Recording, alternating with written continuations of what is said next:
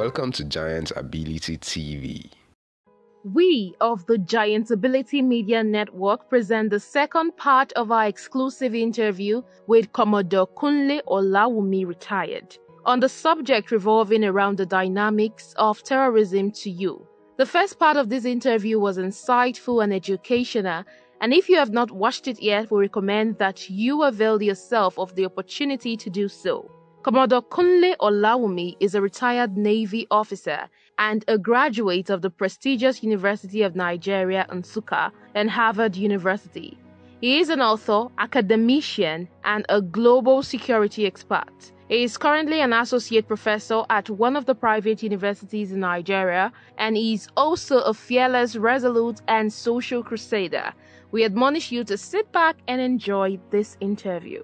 Terrorism has so many definitions, which has led to its various concepts being describable as contested concepts. This is because it has been difficult over the years for academicians to agree on a single definition that is capable of capturing the various ideologies and motivations behind the acts of terrorism, as well as providing an acceptable answer to the root causes of the acts of terrorism. Understandably, terrorism goes beyond the acts to the various reasons why the acts have been considered a reliable vehicle for achieving the ultimate purpose of terrorism.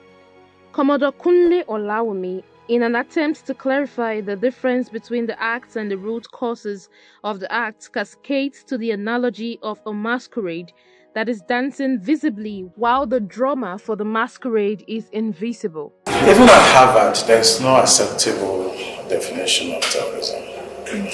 I tried to find the definition. After my PhD, I proceeded to study national and international security at Harvard as an executive program, and yet I couldn't find the definition of terrorism. And that's what got me thinking, what is actually terrorism? And I discovered that terrorism is not really what we think it is. We must be careful to distinguish between the ideals, that's the idealism of defining terrorism from the academic point of view, and the realist view of terrorism. So, from the academic point of view, you can say terrorism is that situation where, due to ideology, politics, and sometimes religion, some people raise the bar by causing trepidation, fear among the citizens. But that is the academic definition of terrorism. If you look deeper, you will discover that terrorism is the same, is what it is, but the people behind terrorism are not what we think we know. If you look at what happened in Nigeria, far back, what is happening in Palestine, the Zagreb region in Africa, if you go to the Horn of Africa also, where you have the Al-Shabaab, you will see that if you ask the right question, it's not to look at the action itself, action of terrorism. It's to look at the minds behind the action. Then you begin to understand the concept of terrorism. A lot of academicians, I won't say they're lazy, but I think they've not been able to look beyond the action of terrorists and try to focus on the minds behind the action of terrorism. And if you want to define it, I think it's what we refer to today as state terrorism. I think we should remove the state and just say that the terrorists have said they are actually the big powers, the United States, Britain, France, Russia also. I'm not very sure about China, but I think those big powers, the P5, maybe minus China, or I can say the P5+1, that's including Israel. Basically, what I can refer to as terrorist states, they are the terrorists, Using proxies cannot really remove that responsibility or the responsibilities of the actions that we see all over the world. ISIS, ISWA, Boko Haram, and so on. They are not standing alone. They are sponsored by people for different interests, which is not really, as we look at it, the issue of ideology, religion is not. It's more of economy. Look around the world where we have terrorist actions. You will see that those regions have resources, or they are strategic. I mean, the Horn of Africa, for instance, is a strategic point, where all the major powers in the world want to be seen and want to protect that choke points because of trade and commerce. So basically, you see that terrorism is actually something that is derived from economic interests of states. However, the quest for knowledge about what terrorism truly is and not has led to the understanding of the different categorizations of terrorists. The superpower countries of the world that have nuclear weapons in their arsenal have fallen into classification that is regarded as the big terrorists, while those in the class of small terrorists are those who typically unleash terror on people using small arms such as guns and other explosives, and some of these are the ISIS, ISWAP, Achaba, Boko Haram, and the like. It follows that typically where small terrorist groups can kill a few thousand people at a time, the use of a nuclear weapon by any of the superpower countries at any given time will result in the death of millions of people, leaving also in its trail the destruction of property and valuables of unimaginable proportion. We, more often than not, overlook the menace of the superpowers with nuclear weapons when discussing terrorism, and this is the very reason why the input and the expertise of a practitioner in the field of security becomes crucial, especially in finding an answer to the question of the disparity between the act of terrorism that is born out of ideological motivations and that which results from the proliferation of weapons of mass destruction. No, that's a mix-up. That's completely different. Yeah. But once you mention ideology, then I think you get it a little bit wrong. Let's treat the nuclear issue and terrorism. There's what we know as nuclear terrorism. In other words, you carry out terror threats, because no one can dare you or stop you from doing terror. Let's look at the issue of Russia and Ukraine. What the Russians are doing is completely out of tune with international ways that states should behave. For no reason should you attack another state, because there's what we discussed about the issue of sovereignty. Yes. So Ukraine is a sovereign state, and we decided to attack because of whatever reason. When you can recourse to the United Nations, and there are other provisions in international arena where the Russians could have, laid their claim. But when we relate it to nuclearization or nuclear power, nobody is going to stop Russians from those atrocities because they have nuclear power. So is Israel. Because Israelis, they have nuclear capacity. Even though, the bombs are not that many, but one is enough. They could attack another people and commit so much crime. And everybody's really afraid to stop Israel. So in that sense, you can begin to have the theoretical linkage between nuclear power and terrorism. Just because you cannot put down the activities of those nuclear power states. But when you go to issue of ideology, for me, I think that those are proxies that they use to shield or to cover the activities of some of these things.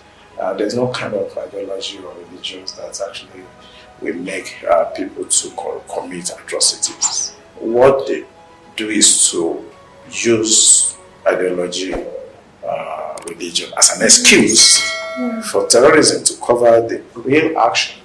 Behind the scene, you're going to find that it's economic interest or strategic interest that makes some of those things happen. So I don't like to talk about ideology. There's no ideology in the game since the end of Cold War.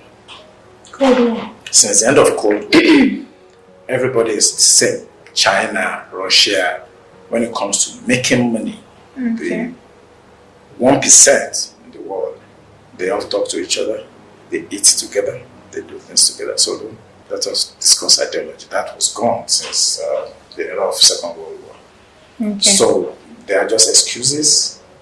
They are all the same. I simply would like to refer to them as the deep state. Deep state.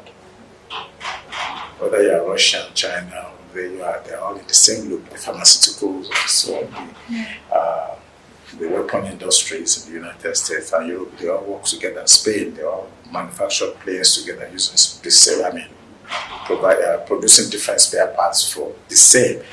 If you look at Russia's weapons, sometimes you see that some American components are inside the weapon when they explode. So there's nothing like ideology. Let's just leave that out of it. It's about economic interests. And when you have nuclear power, you don't want another state to have. That's why Iran is in trouble. So that was why Iraq was in trouble. That was why Libya was in trouble, and Syria also. The axis of evil. So the world is becoming a place that is being destroyed gradually by those that are actually given the responsibility to protect the P5+1. Moreover, the fight against terrorism in the African continent seems to be a war without an end, making the terrorists look like they are spirits in most cases. This makes it possible for people to confuse the facts of life with the acts of God. The Boko Haram insurgency in Nigeria began as far back as 2009, and the fight against it is ongoing with no certainty on when exactly the menace is going to abate and the fight against it will come to a logical conclusion. Questions are being asked, but no satisfactory answers are being given on why the problem has seemed to defy all solutions, making the problem intractable. People have indicted some government officials as sponsors of terrorism and suggested that the best way to win the war against terrorism is by going after their sponsors. This call seems to have fallen on deaf ears, and that is probably the reason why the terrorists appear as being spirits. This problem of lack of political will to go after the sponsors of the terrorists is not limited to Nigeria, for the same is the case with other countries within the continent. There is a mystery that needs to be unraveled, and this accounts for why someone who understands the intricacies of the dynamics of terrorism is called upon to answer the question of especially why the eradication of terrorism has remained so difficult, and why the terrorists are like spirits. When you come to Africa, it's a different ballgame. They're spirits because there are people behind them. Like when in Africa, we talk about masquerades. But there are human beings inside the masquerade. So that's why it's like they're spirits. They're just masquerade, but there's somebody inside the gown. So that's why it looks like they're spirit. And the second reason why I think they behave like they're spirit is because we are completely flabbergasted as to how to approach the issue of terrorism, because we don't even know where they're coming out from. We just think, these people, they are aggrieved, this one because they are Islamic fundamentalism, this one they are Christians, they are bombing Christians. The ideology is West communism versus capitalism and so on. because we look at the wrong side of everything. So it's like mirage. We don't even know what's going on. That's why I said earlier that there's nothing like ideology anymore. And why they look like their spirits is because the hands of Esau, or the voice of Jacob. That's why it's like people are confused. Yes. And that's why this interview is very important. That people should begin to look elsewhere. We've been looking in the same direction for more than 60 years. And we should begin anew to know that terrorism or terrorist acts are something that is initiated by the world powers because of economic interests. Furthermore, in finding ways out of the terrible conditions of insecurity in Nigeria, apart from going after the sponsors of terrorism, which is very important, other suggestions have been made, which include the de-radicalization of the terrorists and granting amnesty to them, just like what the former late President Musa Yar'Adua did to the Niger Delta militants with a huge success. The Nigerian government has experimented with the idea of de-radicalization of the terrorists and integrated thousands of them into society. Contrary to the positive expectations of that action, it has proved to be a catalyst for other acts of criminality such as banditry and the kidnapping of Nigerians for ransom. The pertinent question that has been asked, which awaits a satisfactory answer, is whether terrorists can be appeased and truly de-radicalized. The answers to this question can only be found consequent upon understanding the meaning of terrorism and when the causes of the acts are known. This therefore brings to the fore the need for a holistic interrogation of the formula of terrorism. You cannot appease terrorists. And that's because, as I said earlier, the action is what we focus on. The activities of terrorism, but we don't focus on the causatives. So, if you now say you want to de-radicalize, it no longer makes sense because somebody is behind playing the drums, and you also see that the masquerade is dancing. So, except to go after the person that is playing the drum to stop drumming, the masquerade will continue to dance. So, it's a very wrong notion that people have when it comes to the issue of terrorism. I took my time. I used to be with my friend Todd at Global Counter-Terrorism Institute. We set it up basically at the same together.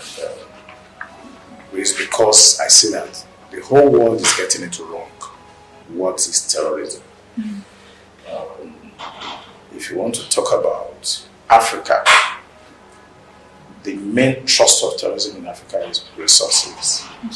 So, I go to Zagreb region where they're mining uranium, gold, and so on. You see terrorist activities. We go to the Azawa region in northern Mali. You will see that a lot of Western interests are there because of the resources there. So, what they do is to just basically, stimulate terrorist activities and reinforce it by sponsoring the other country to also fight terrorism and reinforce the terrorists to continue to fight the government. And in the process, during the chaos, it is easier to categorize the resources either by the country that is incident on to pay for the weapons they are buying to fight the insurgency. So they use their resources to pay for the arms to fight the insurgency, and the insurgency is also being financed to fight the government. So it's like Tom and Jerry, you keep on fighting and they're just taking away your resources. So that is the formula. And once we can, interrogate this formula, people will begin to see terrorism as a different thing. It's just about resources. And it's a trick played by the world power to have access to resources almost free of charge. Looking at the larger picture of what is happening beyond the African continent, we see the United Nations is saddled with important responsibilities, prominent among which are maintaining international peace and security, protecting human rights, delivering humanitarian aid, supporting sustainable development and climate action, and upholding international law. The The summary of the objectives behind the formation of the United Nations include the prevention of wars among member nations and maintenance and sustenance of global peace. To this end, terrorism, regardless of its forms and shades, constitutes a negation of the principle of peaceful coexistence as enshrined in the chapters of the United Nations, making the proactive intervention work of the United Nations Organization as a preventive oversight crucial, and its failure constitutes negligence and the reason why the problem that pervade our world today in the forms of terrorism, wars, and heinous crimes against humanity persists, with terrorism occupying a place of prominence. The powers of the United Nations in reality are practically not in the hands of the administrative organ of the organization as they should be, but are in the hands of the Security Council, which is made up of the 5 superpower countries with nuclear weapons in their arsenal and who ordinarily are supposed to be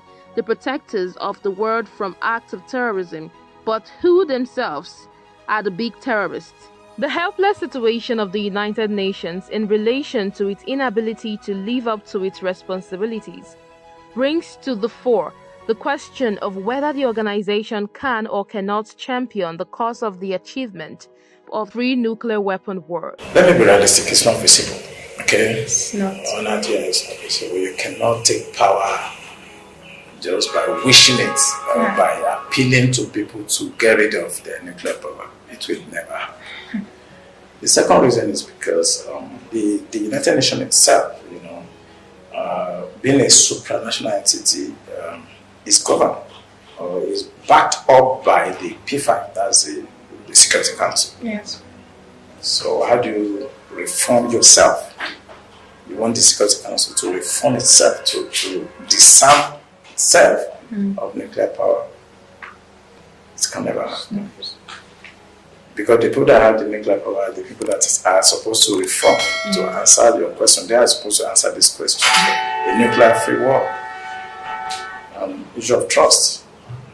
If you disarm one or two and the rest refuse, then they're going to pin you down. They're going to actually rule you. Everybody wants to be able to rule the world. So who is going to bear the cat? Who is going to be the first to disarm itself? Is it Russia? Is it the United States? Or is it China? The issue of Taiwan is there because China is a nuclear power that is trying to venture into Taiwan, wants to disarm China of nuclear power. And then the British and French are going to march into their doorstep and actually enslave them, they colonize them. So it's, I cannot see the possibility of a nuclear-free world. It's an utopian. It's something we all wish for. It's not going to happen. You don't see it happening. No.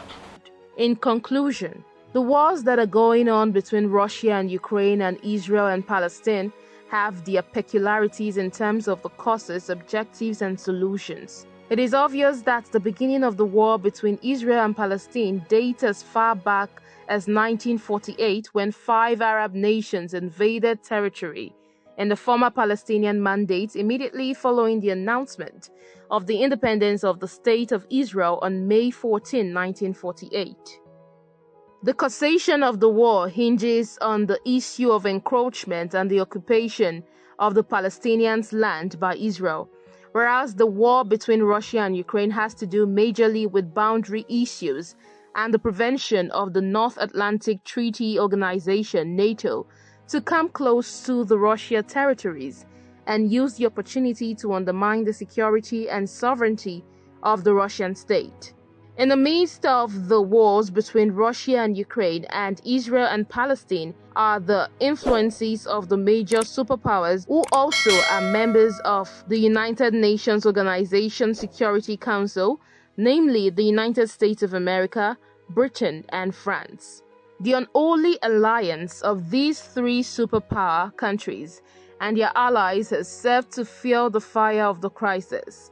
The solutions are clear and won't be regarded as being far-fetched if the warring countries can muster the needed political will and the barriers to the peace processes, which are the allies of Israel and Ukraine, removed with priority of the achievement of global peace. placed over and above that of selfish interests. The United Nations can only interface, but the final decision on achieving peace rests with the warring countries themselves. That's a double barrel question. Let's take it one by one. Okay. Because it's a big question that we have to take our time. Okay. You know, when I look at Russia and Ukraine, fundamentally, you have to go back to the time of Soviet Union, whereby they were all one country. Yes. Okay. After 1991, when the Cold War ended and Russia was basically balkanized, yes. There has been peace relatively, in that area. And you can also look at the issue of the Minsk agreement, in Belarus. That's Minsk 1, Minsk 2. Mm. And now it has to do with the issue of nuclearization or nuclear proliferation or disarming Ukraine of their nuclear arsenal, which they did. And that is why my former comment is very germane. Immediately they saw that Ukraine no longer had nuclear power. Mm. Well, now Russia can go in there. Mm. But it's more of issue of boundaries, whereby you have a lot of Russian-speaking tribes in the Donbas region of Ukraine. And perhaps NATO forces, NATO countries tried to, in 2014, try to whip up or escalate the Donbas affair. And the Russians felt that they have to come in. And you have to also bring in the issue of Crimea, the annexation of Crimea in 2014, and how the West felt that their expansion towards Russia is going to be halted because Crimea is a strategic point in the Black Sea. So, if you look at, because of time, if you look at the historical background and the way the issue of the Soviet Union, now Russia trying to take back the former Soviet Union, so to say, you can't say the same of Israeli-Palestinian issue. You have to go to the issue of Balfour Declaration, how the Europeans basically drove away the Jewish community in Europe. You can remember the issue of Second World War, where Hitler actually killed almost 6 million Jews, and the Holocaust stories. And now, the solution by moving the Jewish population from Europe to the Middle East, by Britain in particular, over the years, elicits some disgruntled Middle East to say no. I mean, you can't bring Jews to our space, and they basically are taking our space and expanding. And we have to talk about the Iran, Russia, and Syria, the Hezbollah in Lebanon. These are the actors there. And it has to do with what I would consider what we experienced in South Africa before, the issue of discrimination. Yeah. I don't want to use the word apartheid, but it's something similar to apartheid, where the people of Palestinian origin have been discriminated and are being subjected to abuse, daily. So, is it the same? No, because the Jewish population were not in that space before.